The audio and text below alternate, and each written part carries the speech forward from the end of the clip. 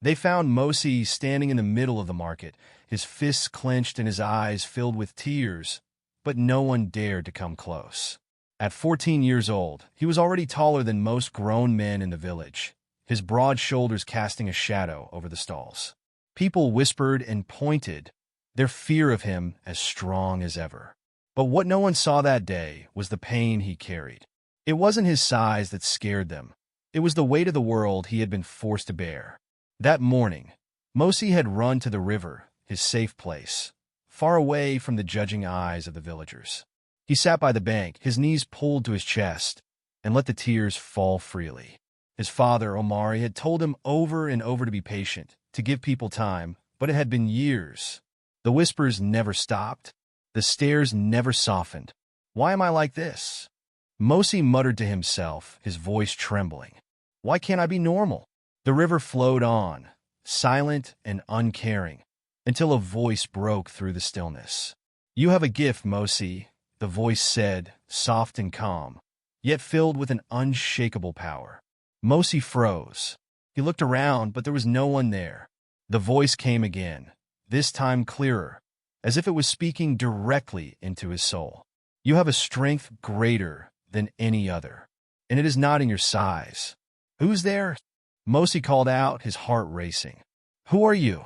There was no answer, only the rustling of the wind through the trees and the gentle lapping of the water against the shore. Mosi waited, but the voice didn't return. Yet something about it lingered in his mind, a warmth, a hope he hadn't felt before. From that day, the voice came to him often. It never revealed who it was or where it came from, but its words were a constant presence in Mosi's life. At first, he thought he was imagining it, but the lessons it taught him were too real, too profound to ignore. Strength is not in how much you can fight, the voice said one day, as Mosi sat sharpening a spear his father had given him. It's in how much you can love. Love? Mosi scoffed. What good is love if people don't see me as anything but a monster? The voice didn't answer right away. When it spoke again, its tone was gentle but firm. They fear what they don't understand. Show them you are more than what they see. And so, Mosi began to change. He listened to the voice, letting its teachings guide him. It taught him how to heal wounds with herbs from the forest, how to calm his mind when anger threatened to take over, and how to see people not as enemies, but as those who needed understanding. At the same time, his father taught him to fight.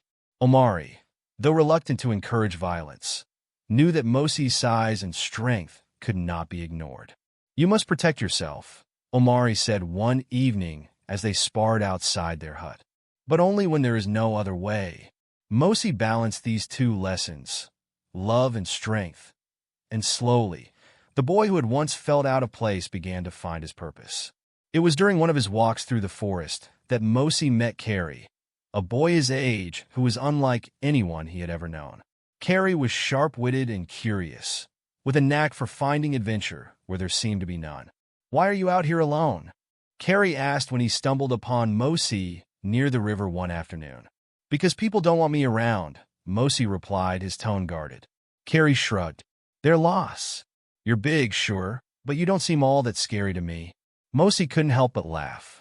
It was the first time someone had spoken to him without fear or judgment. From that moment on, Carrie became his first real friend. The two spent hours exploring the forest, climbing trees, and sharing stories. Carrie was the first to see past Mosi's size, and his friendship was a lifeline Mosi hadn't realized he needed. One day, Carrie brought Mosi to the palace to meet his closest friend, Prince Adike. The prince, like Carrie, saw Mosi not as a giant, but as someone worth knowing. The three of them became an unlikely trio, spending their days laughing and dreaming of adventures far beyond the village. But not everyone was so accepting. King Kta, Adike's father, was wary of Mosi. The stories about Omari and Lami's forbidden love still lingered in the village, and the sight of Mosi, with his towering figure and quiet demeanor, was a reminder of those old fears. Why do you bring this boy here? The king demanded one day as Adike introduced Mosi to the royal court. He doesn't belong among us.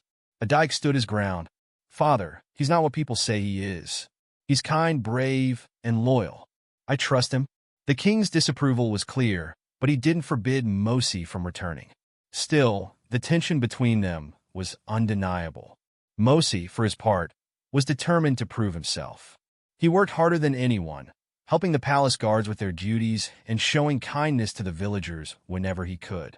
Slowly, people began to notice.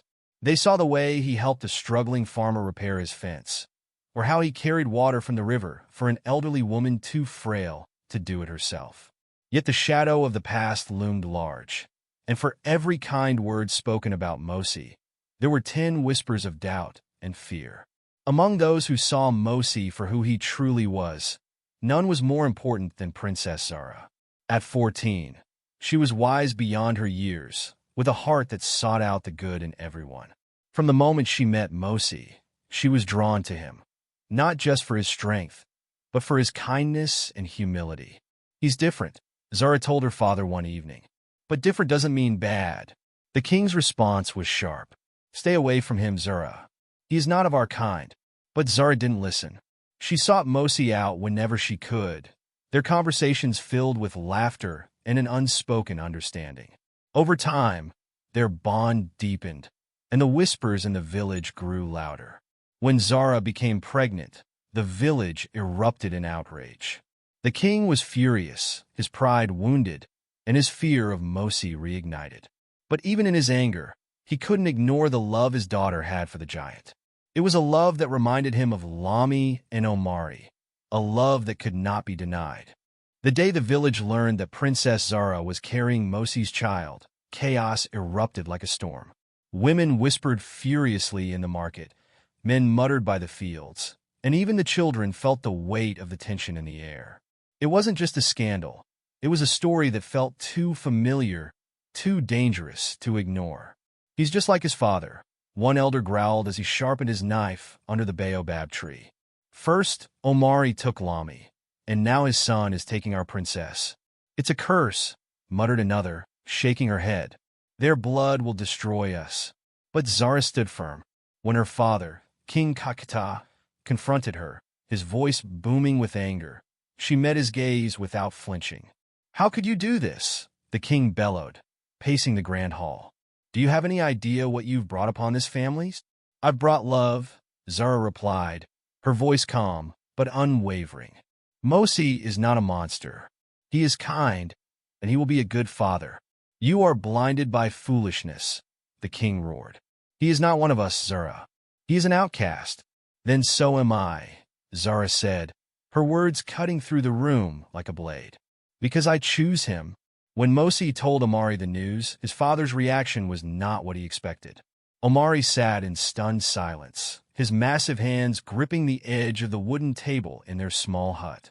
For the first time in years, the weight of the past seemed to crush him. "You don't understand what this means," Omari said at last, his voice low and strained. "They won't accept you. They won't accept her. This village hasn't changed, Mosi. It never will. They don't have to accept us," Mosi said, his jaw set with determination. "I will protect her, just like you protected Mother." Omari's eyes softened at the mention of Lami. "Your mother gave everything for you. She believed love could change this village, but it cost her everything. I can't lose you too." "You won't lose me," Mosi promised. "And I will make sure her dream comes true." Omari said nothing more, but as Mosi left the hut, he felt the sting of fear in his heart. He had seen what the village's hatred could do. He had seen it take Lami from him, and now he worried it would take his son as well. King Kakita's fury burned for days. He called for the Council of Elders, hoping to rally their support in breaking Zara and Mosi apart. But what he didn't expect was the hesitation in their responses. "Your Majesty," one elder said cautiously, "we cannot ignore the strength Mosi has shown. He has helped this village in ways no one else could." "Strength," the king spat. "Is that all that matters? What a tradition. What of bloodlines?" "But what of love?" another elder countered, her voice softer. "Zara is your daughter, and she has chosen him. Can we really deny her happiness because of our fear?" The king's jaw tightened, his pride and anger warring with the undeniable truth. He loved his daughter, and though he couldn't admit it, he saw in Mosi the same determination and loyalty he valued in a warrior. Still, Accepting him meant shattering everything he believed about the world. "I will not allow it," the king declared at last. "Not unless he proves himself worthy." The challenge was clear.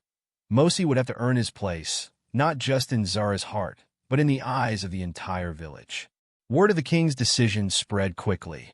If Mosi wanted to marry Princess Zara, he would have to face a series of trials set by the council. These were not simple tasks. They were designed to test his strength, his courage, and his heart. The first trial was a test of strength.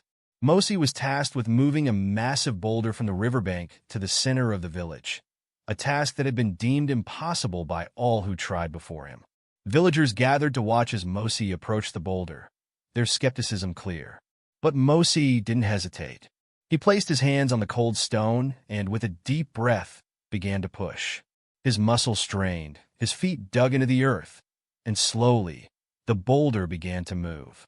Cheers erupted as the boulder reached the village center, but Mosi didn't bask in the glory. He simply bowed his head and returned to his father's hut, knowing there was more to come. The second trial was a test of courage. Mosi was sent into the forest at night to retrieve a rare herb known for its healing properties. The forest was said to be haunted, and no one dared venture there after dark.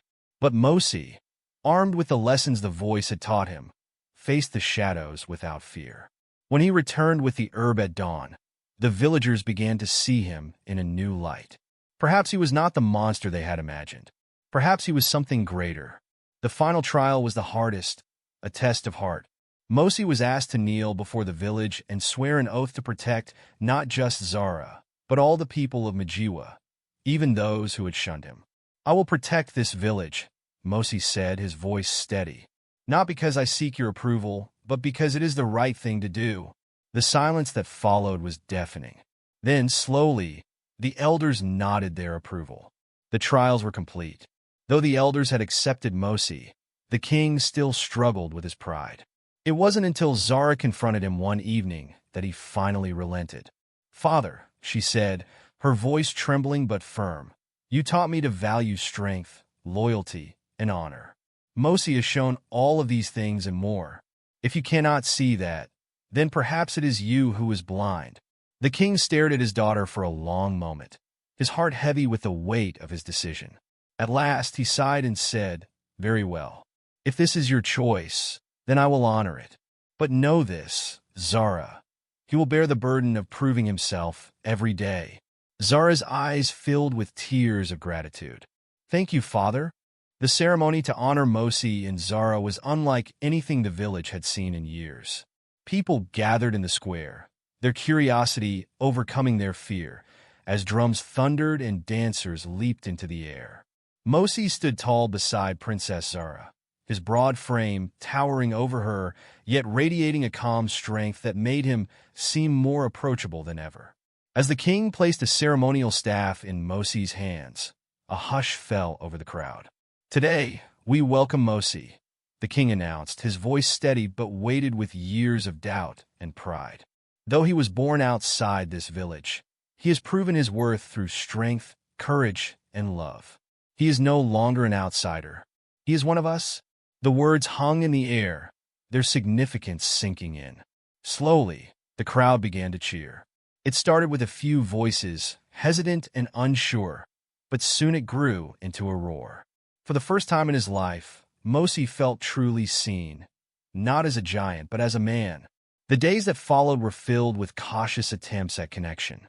Villagers who had once avoided Omari's hut now came bearing gifts, fruits, grains, even hand-woven mats. It wasn't an apology, but it was a start. Omari accepted their offerings with quiet grace, though the years of isolation had left their mark. He spent his days tending to the land the king had given him, his hands calloused, but steady as he worked to build a new life for his family. Mosi, meanwhile, became a figure of quiet inspiration. He helped rebuild fences, carried heavy loads from the fields, and even taught the village boys how to fish using the techniques his father had shown him. The same people who had once whispered behind his back now sought his advice, their fears slowly replaced by respect. But it was Zara who truly bridged the gap. With her warm smile and unwavering belief in Mosi, She showed the villagers that love could conquer even the deepest of fears. She often walked through the market hand in hand with Mosi, her laughter ringing out like a bell, a reminder that happiness was not reserved for those who followed the rules. Just as life began to settle into a fragile peace, a new threat emerged. Word reached the village of a neighboring clan preparing for war. They accused Majiwa of stealing from their farmlands, though the elders denied any wrongdoing. The tension grew with each passing day, and the villagers turned to King Kakita for guidance. "We must prepare," he said, his tone grave. "If they attack, we will defend our home." But as the warriors gathered to train, it became clear that they were no match for the neighboring clan's strength. The villagers were farmers and traders, not fighters. Fear spread like wildfire, and once again, eyes turned to Mosi. "You are our strongest warrior," a dyke said, pulling Mosi aside one evening. "We need you." Mosi hesitated. He had spent his whole life trying to prove he wasn't a threat, that his strength was meant for helping, not hurting. But now, the village he had worked so hard to protect was in danger. "I'll fight," he said at last, "but only if there is no other way." As Mosi sat by the river that night, sharpening the spear his father had given him, the voice returned. "You face a great trial, my son," it said, softer now, as though it carried the weight of sorrow. "But remember, your strength is not just in your hands. It is in your heart." Mosi's breath caught. "Who are you?" he asked again, desperation in his voice. "Why do you keep helping me?" The voice didn't answer. Instead, it spoke words that filled him with both hope and dread. "What you do in the coming days will shape not just your future, but the future of all who come after you. Use your strength wisely, Mosi. And do not forget, you are never alone." When the neighboring clan finally arrived, their warriors outnumbered Majiwa's 3-1. The air was thick with tension as the two sides faced each other across the open field. Mosi stood at the front of the village's defenses, his massive frame a symbol of defiance. The battle was fierce. Mosi fought with a precision and strength that seemed almost otherworldly, his spear cutting through the chaos like a blade through water. But he didn't fight to kill. He used his strength to disarm and disable, his blows calculated to end the conflict with as little bloodshed as possible. It was his heart, however, that turned the tide. When the neighboring clan's leader fell, Mosi didn't strike the final blow. Instead, he extended a hand, his voice steady as he said, "There is no need for more blood. Let us find peace." The leader hesitated, his eyes narrowing as he studied Mosi. Then, slowly, he took the offered hand. The battlefield grew silent as the two men stood together, a symbol of unity in a moment of division. The battle's end marked a turning point for Majiwa. Mosi's actions had not only saved the village, but had also shown the people the true strength of love and understanding. The neighboring clan agreed to a truce, and for the first time in years, the region knew peace. The villagers' fear of Mosi melted away completely. They no longer saw him as a giant or an outsider, but as their protector and friend. Even the children, who had once run from him, now followed him eagerly, their laughter filling the air as he lifted them onto his shoulders. Omari, too, found a sense of peace he hadn't thought possible. He often sat with Zara by the fire, sharing stories of Lami and the dreams she had for her family. "She would be proud," he said one evening, his voice heavy with emotion. "You've given her dream life, Mosi." It was late one night, as Mosi sat alone by the river, that the voice came to him one last time. "You have done well, my son," it said, filled with a warmth that brought tears to Mosi's eyes. "Your mother's dream is complete. She can finally rest." "Mama," Mosi whispered, his voice breaking. "Is it you?" "Yes, Mosi," the voice replied, soft and full of love. "I have always been with you. And now, I will be with you no more. You have the strength to continue on your own." Mosi wept as the voice faded, the air around him growing still. But even in his sorrow, he felt a deep sense of peace. His mother's spirit had guided him to this moment, and now it was his turn to carry her legacy forward.